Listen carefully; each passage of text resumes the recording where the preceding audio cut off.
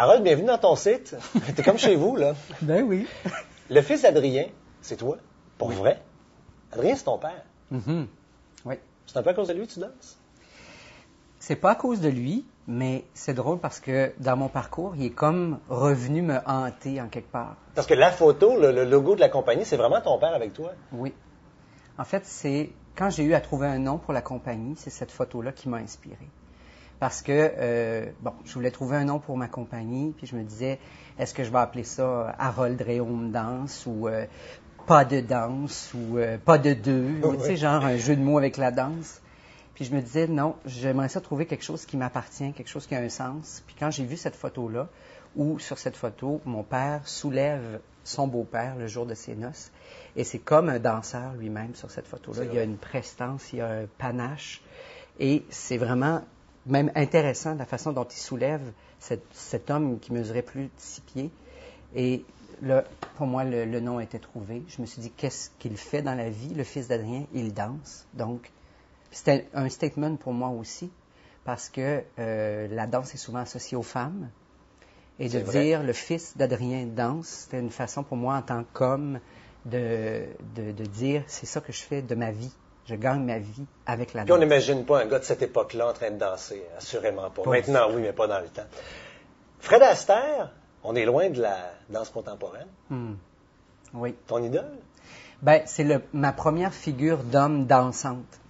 J'ai vu cet homme-là danser à la télé quand j'étais enfant, puis sur l'heure du dîner, quand j'allais dîner, il y avait les comédies musicales américaines à la télé, puis j'ai été tout de suite fasciné par cet homme-là qui pouvait exprimer de la joie, de la tristesse, il pouvait être fort, il pouvait être gracieux, élégant, tout lui semblait facile, il pouvait exprimer toute une palette d'émotions avec la danse. Puis moi, pour moi, ça a été un déclic qui s'est fait ce jour-là. Mais pourquoi, si tu tripais sur Fred Astaire, tu te dis, hey, moi, je vais être danseur, pourquoi tu as travaillé à Caisse Pop? Tu peux-tu faire un déco? Eh boy, ouais. Ben, c'est parce que je viens d'un milieu. Faut payer son loyer. Oui, c'est sûr. Puis avant d'arriver à assumer le fils d'Adrien Danse, il y a eu tout un parcours. Je viens quand même d'une famille de 6 enfants. Un grand écart d'âge entre mes parents et moi aussi. Mes 2 parents sont décédés aujourd'hui. Et donc, avant d'en arriver à ça, ben, j'ai essayé de mon village natal, le Lac-Saint-Charles, de me trouver un chemin pour m'exprimer. En fait, j'ai commencé par faire du chant choral. Ensuite, j'ai fait un peu de théâtre. J'ai fait mes arts visuels au cégep. Puis à chaque fois, mes parents étaient là.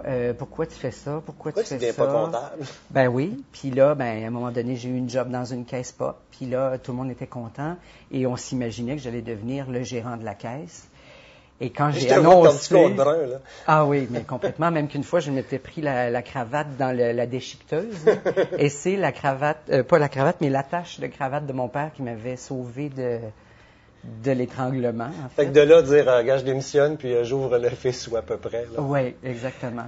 Entre, justement, la Caisse Pop et le fils, il y a eu diverses tentatives d'entrée en formation plus ou moins fructueuses. Tu as travaillé pour d'autres rapidement. Fais-moi le tour un peu de ce que tu as fait.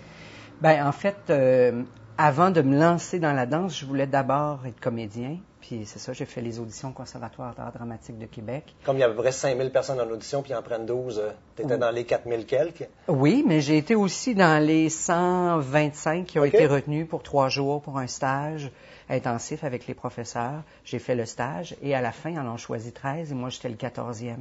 Donc, j'ai attendu en liste d'attente tout l'été.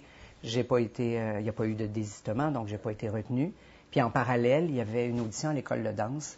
Et je me suis rendu là sans nécessairement me dire un jour je vais être danseur ou un jour je vais être chorégraphe. C'est une circonstance de la vie qui m'a amené là et je danse depuis ce temps-là. Tu ne regrettes pas trop? Non, pas du tout. Et tu as dansé pour d'autres également avant? Oui, beaucoup. En fait, je suis partie de Québec en 89. J'ai passé 5 ans à Ottawa avec le groupe de la Place Royale, qui est une des 2 compagnies les plus anciennes de danse moderne au Canada. Et ensuite, je suis passée par Montréal pendant 6 ans. J'ai dansé pour une multitude de chorégraphes. Mais en parallèle, j'ai toujours continué à faire mon travail de chorégraphe aussi. Donc, je dansais, j'apprenais mon métier de danseur et je créais aussi mes propres spectacles. Et après ça, Back to Québec, naissance du fils. Exactement, en 99. Là, on en parle dans une autre vidéo. Merci à vous.